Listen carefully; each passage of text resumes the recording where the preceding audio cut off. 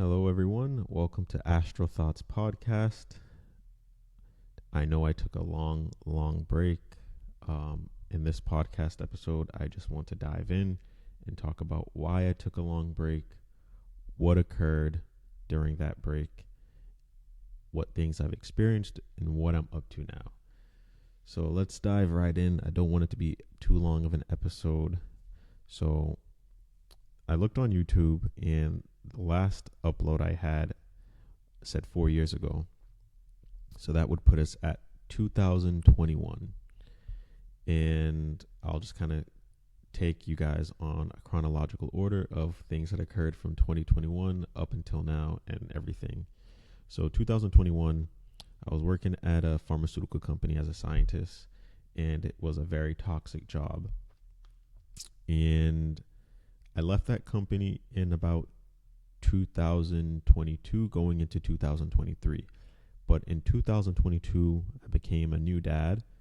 So that took up a lot of my time as well. And after I became a dad, I decided it was time for me to leave that toxic job because it was just draining me physically and mentally. Stepping away from that job was probably the best thing that I ever did for myself, spiritually and mentally and physically. So after that, I became a dad in 2022. 2023, I don't think much really occurred just besides I just really spent time with my family and I was just enjoying being a dad. And then 2024, I got sick, really sick. I had the worst flu of my life, or the worst flu I think I've ever experienced. And during that time, I was really sick. I had a lot going on. I didn't know it was the flu at the time. I remember I was just really weak. I could barely walk. My arms and legs were weak and they were always in pain. I did so much lab work. I did a lot of tests to figure out what was going on until one day I went to the emergency room and they basically just randomly swabbed my nose and said that I was positive for flu B. So at least I was getting some answers. I knew what was kind of going on, but I started like suffering from migraines as well. So I had an MRI done to check my brain and all that, and my optical nerves. Everything came back fine. But yeah, I guess the flu just started triggering migraines for me. So I started trying to heal, and I just, tried to take care of myself and just tried to make sure my body had the adequate time to heal. And the other thing that was happening as well, I had a trip booked to go to Africa in 2024. Yes. And so I didn't know if I was going to have enough time to recover because, I could barely walk. I could barely do all these things. But I said, I think I got to about like 70% healed. By time it was from the time when I was sick was in May of 2024 to about August or July, I was about like 70% healed or better. So I went on the trip. I was able to go on the trip to Africa in 2024, and it was a success. I had a lot of fun. I got to spend time with my wife and our daughter, and it was just it was a great time. It was a peaceful place to be. And the following month, which would be September 2024, my wife and we moved to a new house. So that was a really exciting moment in our lives just because we really needed a new house, and it was just a blessing in general to just to be able to experience that with her and to just have that great achievement. I guess we really did need a new house. The house that we had initially was a very old house, Um, but we had a lot of memories in there, but we just really needed a new one. So now I'll kind of talk about, I guess, spiritual things that occurred while I was off the podcast. So me getting sick in 2024 was a terrible thing, but it was something that was really needed. I feel like, becoming a dad and dealing with this toxic job and all that, and just, life just gets in the way. Me getting the flu really enabled me to, I guess, connect with my inner self again and to get back on the spiritual path. And the thing is, with this spiritual journey, sometimes you can get off track, but, sometimes life, or whatever you want to call it, life, universe, God, whatever you want to call it, it will force you back on that path, because it kind of just knows what you need to experience. And I guess I needed to experience this terrible experience to get back on path. So while I was sick and, I was just bedridden for like a month or 2 months, I was reading a lot of like books, and I was getting back on my spiritual stuff. Just reading so many just books, and listening to audiobooks, and listening to YouTube videos, and just trying to come across things to just, I guess, give me motivation. And I came across this video where this woman was talking about she was able to heal people through Reiki, and she would do it remotely on patients.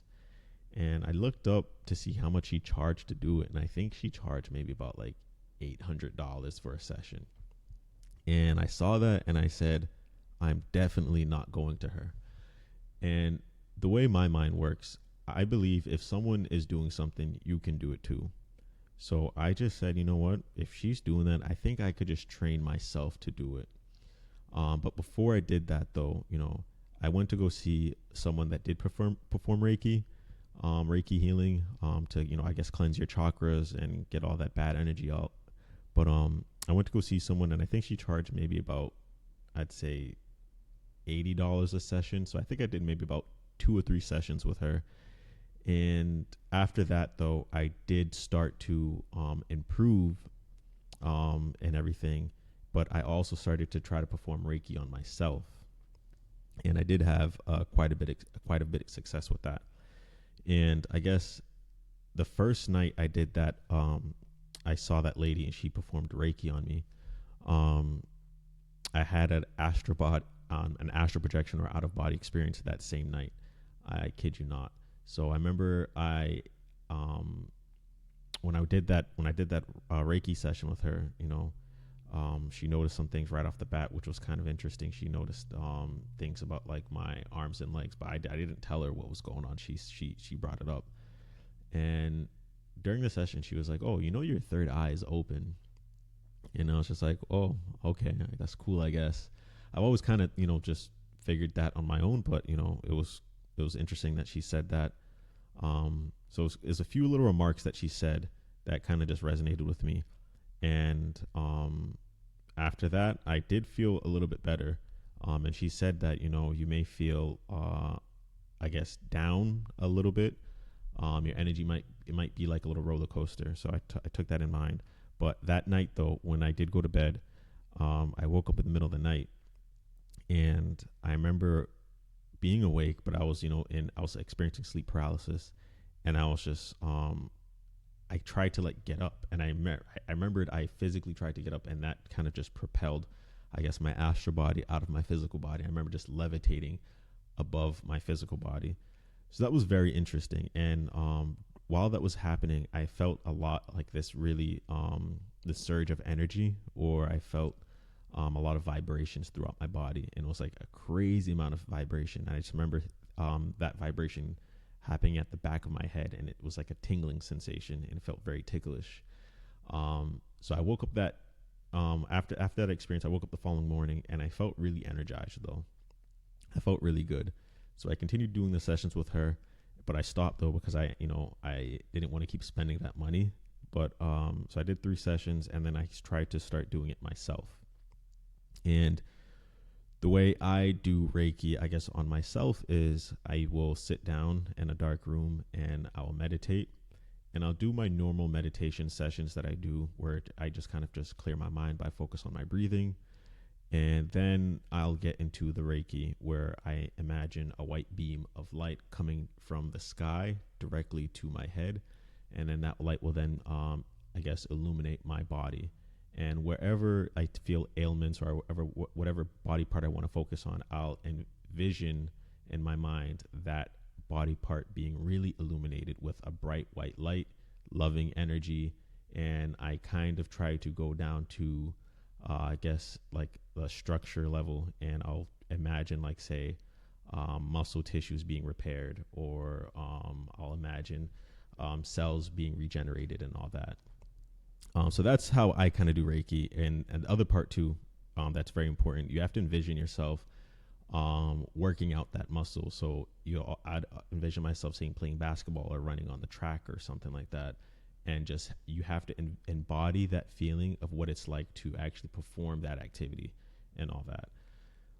So I could get more into that on another day. But the next thing that started occurring, I started seeing the number 44 everywhere. Like, that number was following me, and I was kind of going crazy. Not literally, but I was just like, what the heck is going on? And I have some instances where, like, it really kind of creeped me out, where, like, okay, what the heck is going on? Why am I seeing this number so much? And I remember the first time where I started seeing the number 44. I would always see it on license plate, or I'd see it on times, like on a clock or something. And I remember what I like to do. I like to talk out loud sometimes while I'm driving in the car.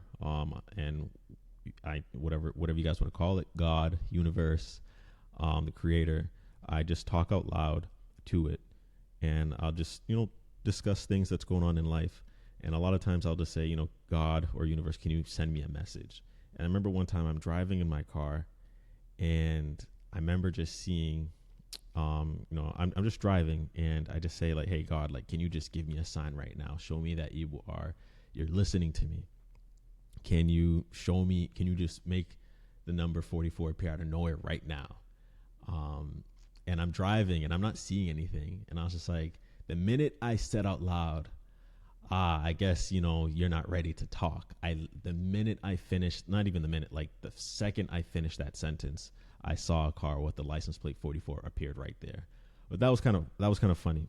But the next thing that occurred was, one time I'm going to my mom's house to pick up my daughter, and I literally walk in to my parents' house, and my mom and dad is having a conversation, and I literally just stepped foot into the house, and my mom and dad are having a conversation, and the first sentence that she says, it has to do with the number 44. It's like, she said something like, oh, we got to go pick up the kids at 3:44 or something like that.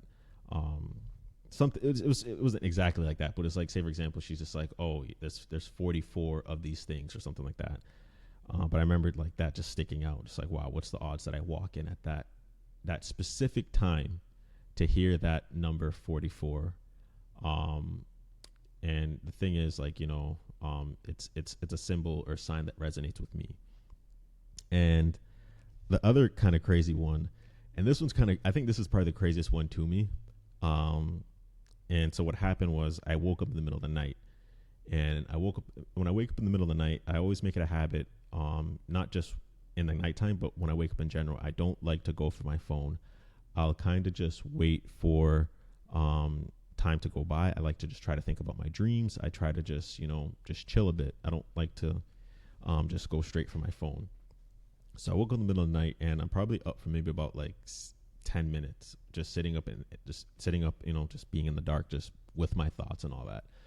And I'm not getting tired, so I'm just like, you know what? Let me just go on my phone. So I grab my phone now, and I kid you not, I open up the screen, and it says like 1:44. It's 1:44 a.m. So at that moment, I'm just like, what is the odd that I pick up my phone at that exact time to see that exact number 44 right there? Because like I said, I could have picked it up right away when I got up, or I could have picked it up, 2 minutes after, but no, it happened after I waited a long time. I was just chilling. So with that said, though, like I said, these could be coincidences coincidences to other people. But the thing is, you have to also realize that this is a sign or symbol that resonates with you or it resonates with someone else. Everyone won't have that same sign, that same exact sign. You might not see 44. You might see a different number, or you might experience something else. The other kind of crazy experiences I had, which was probably about a few months ago, I would wake up in the middle of the night and I'd have like a out of body experience. And this out of body experience, I'd wake up in the middle of the night and I'd be looking up at the ceiling. As I'm looking up on the ceiling, I would see like this type of hologram projection on the ceiling. It was very weird and interesting. It was very kind of cool. It was like all these vibrant colors, and it just looked like I'm looking at like different types of symbols, and it was very interesting. So I'm looking at it and just taking it in. I didn't think anything of it. So that happened, but then it happened again, maybe like a few weeks later. But this time now, I remember waking up and I remember just looking at all those symbols, and in my mind, I think there's about like maybe at least 20 different symbols that was being projected up on the ceiling as I'm seeing this. And I zoned in on one, and I remember zoning in on it. And I'm just like, I just asked myself, like, give me clarity to see what that symbol is. And I saw this one symbol, and when it zoomed in, I remember it's just like a cluster of circles in a certain pattern, and I didn't know what it was. So I actually went on Reddit to try to do some research and see what it was. And someone said, "Wow, I think what you saw is called sacred geometry." So I ended up looking it up, and I saw that exact same symbol, which was kind of really interesting. And it's called the fruit of life. So if you look up that sacred geometry symbol, it's the fruit of life.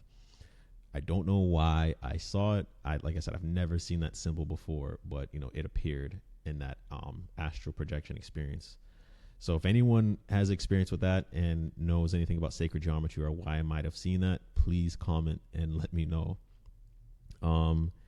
And I also had an out of body experience where I was walking around my house, and this was about maybe 2 months ago as well. I remember wake up in the middle of the night and I was experiencing sleep paralysis, and I have that method that I use where like I'll just basically start meditating while I'm experiencing sleep paralysis. I'll meditate and just relax my body, and then I'll try to physically get up. And I did that, and I remember just like I rolled out of the bed, and I'm now like standing on the bedside by the side like my wife sleeps on. And I look at the bed, I see my wife, I see my daughter, and I'm like, okay. So then I let me just leave this bedroom. So I leave the bedroom and I just walk through the door. And then I remember just not even like touching the stairs. I'm just like hovering over the stairs, go all the way downstairs. And now I'm looking through the window that leads to like outside. And I'm just looking through it, and I'm just staring outside at the street. And I remember thinking, I want to go outside, and I'm trying to figure out how to leave the house because, I can't physically open the door. But for some reason, I forgot that I didn't forget, but I tried to like leave, but I couldn't. I think I didn't have a strong enough will to leave because everything is thought responsive in this realm, in that realm. So maybe my will wasn't strong enough to leave. That's why I was kind of stuck in the house. So I remember just being like, all right, I'll go back upstairs. So I kind of floated back upstairs into the bedroom, and I looked at my body, and I just said, okay, I guess I'll just go back in. So I just thought about my body, and I went back in and woke up. I guess, yeah, it's getting to about almost 20 minutes for this podcast episode, so I might just try to wrap it up. But with that said, though, guys, I'm gonna do another video. I'm not sure what the next topic will be, but I just want to leave. I just want to leave on the note that everything in life happens for a reason. Whether it's good or bad, don't try to focus on it too much. Just try to know that you're experiencing what you're supposed to experience, and you're exactly where you're supposed to be in life. And these symbols that I was seeing, and this number 44 that I was seeing, it's a message that resonates with me. You may have a message that resonates with yourself. And a lot of times, though, too, what I tell people is if you want the universe or God to start, I guess, speaking with you, just ask and just be aware. A lot of people aren't aware. You might see signs every day. It's talking to you every day, but you're just not aware. Once you start, making the point to be aware and be conscious, you'll start seeing the signs. So I guess with that said, my advice to everyone today is just try to be more conscious of what you're doing and what you're asking for in life. And I hope you guys have a great day, and I'll be uploading another video in a few weeks or hopefully next week. Thank you guys. Have a great day.